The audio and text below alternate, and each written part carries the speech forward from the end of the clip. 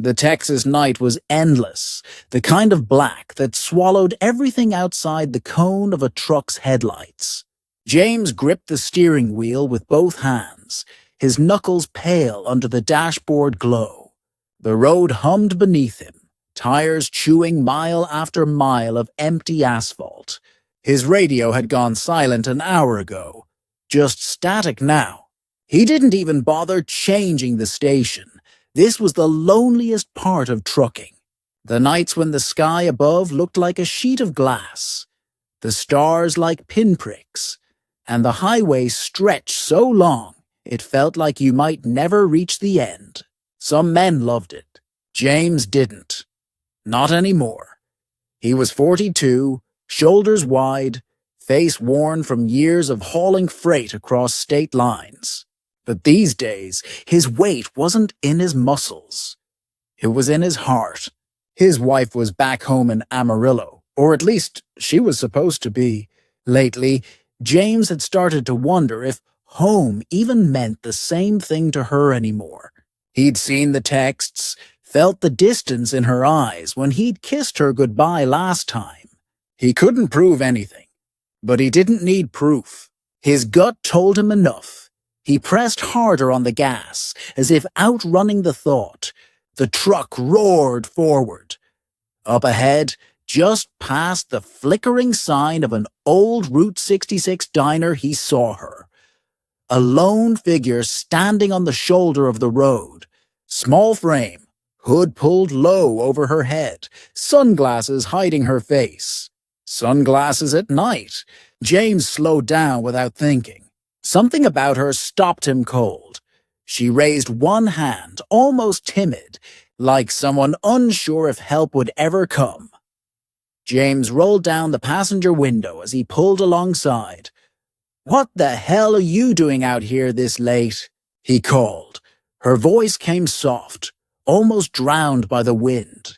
"My bus broke down. I just need a ride, please." James hesitated. Truck stops, highways, strangers.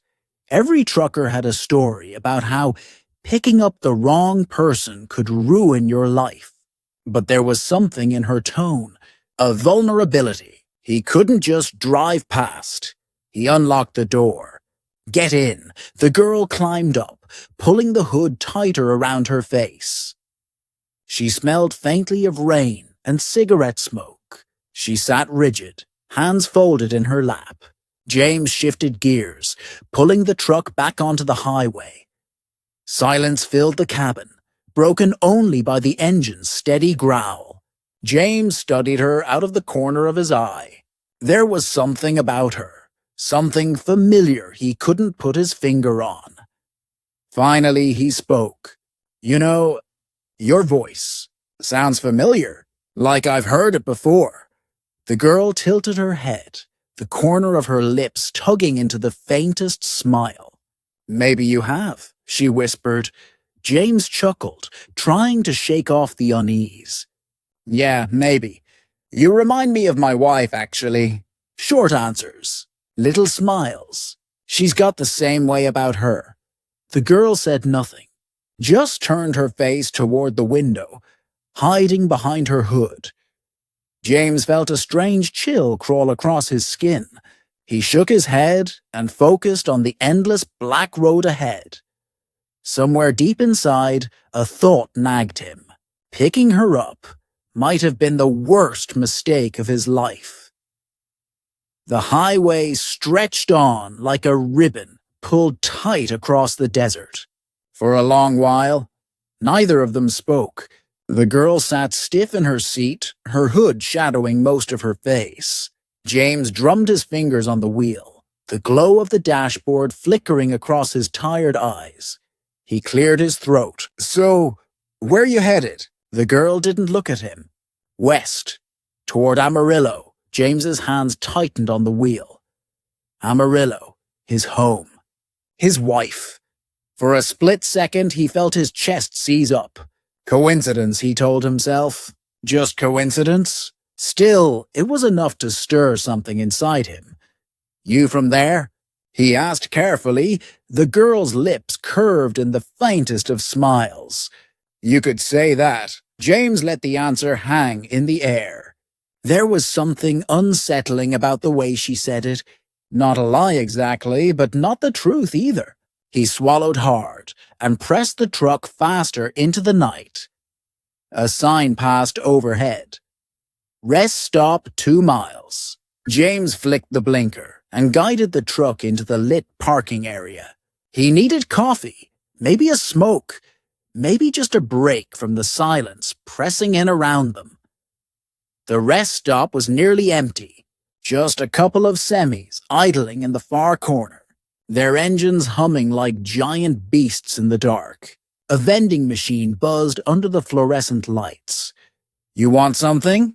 James asked, already reaching for his wallet. The girl shook her head. "No," he frowned. "You sure? Been a long night." This time she turned her head toward him, and though he couldn't see much beneath the shadow of her hood, he felt her eyes on him. "I'm used to long nights," she said softly. James felt a shiver crawl across his spine. He didn't know why. Her words weren't strange, but the way she said them, like she was speaking directly to him, like she knew exactly what kind of nights he had, hit too close to home. He bought a cup of black coffee from the vending machine and climbed back into the cab. They pulled back onto the road, the hum of the engine filling the silence again. Minutes stretched into miles. Finally, James couldn't hold it in any longer. "You know," he said, voice rough, "being out here on the road all the time, it wears on you. Most people don't get it. They think trucking's just driving, but it's more than that. It's missing birthdays, anniversaries. It's calling home and hearing silence on the other end. It's knowing your life is moving, but your family's life is moving without you." He paused, taking a long breath. "I've got a wife back in Amarillo.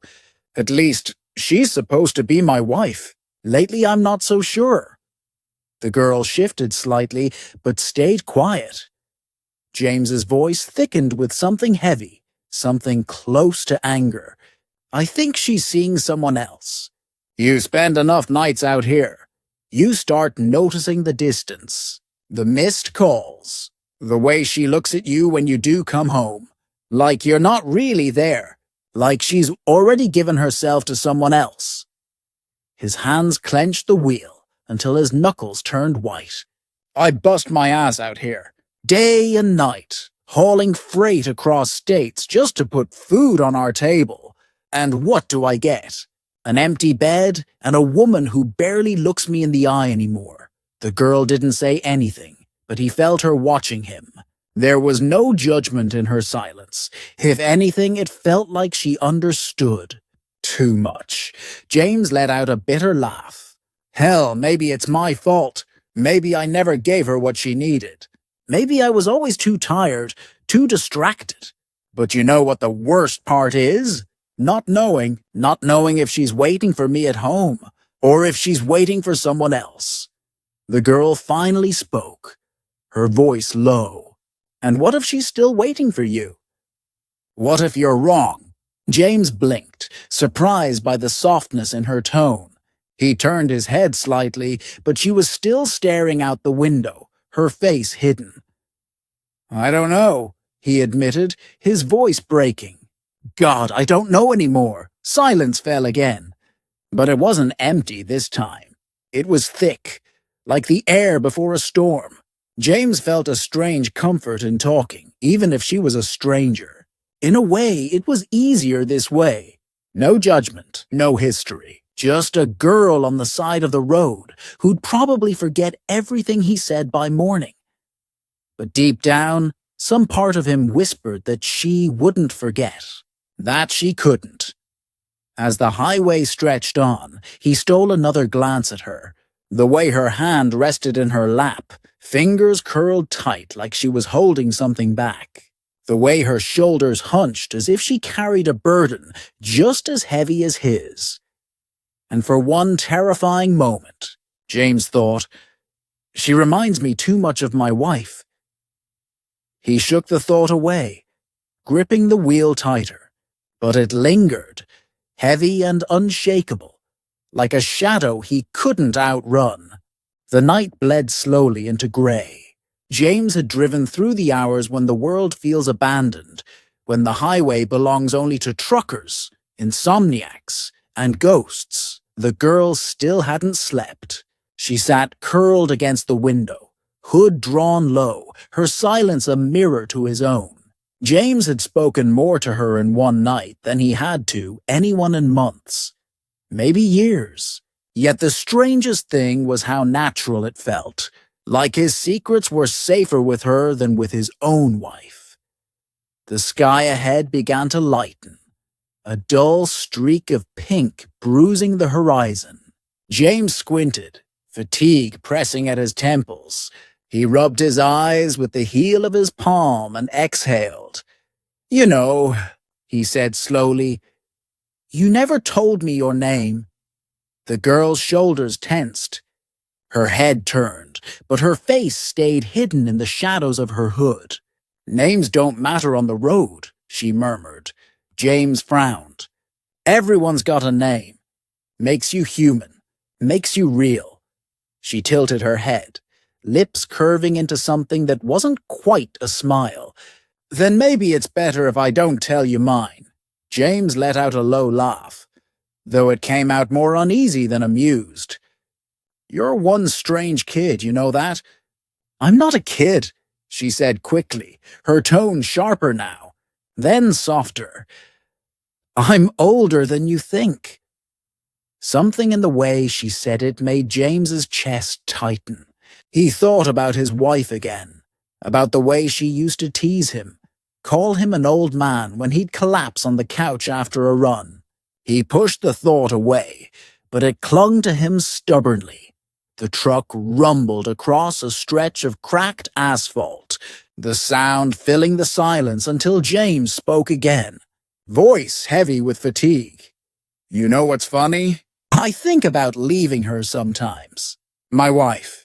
I think about just not going back. Keep driving, keep moving. Pretend the whole marriage was just a chapter that ended. God knows she wouldn't miss me.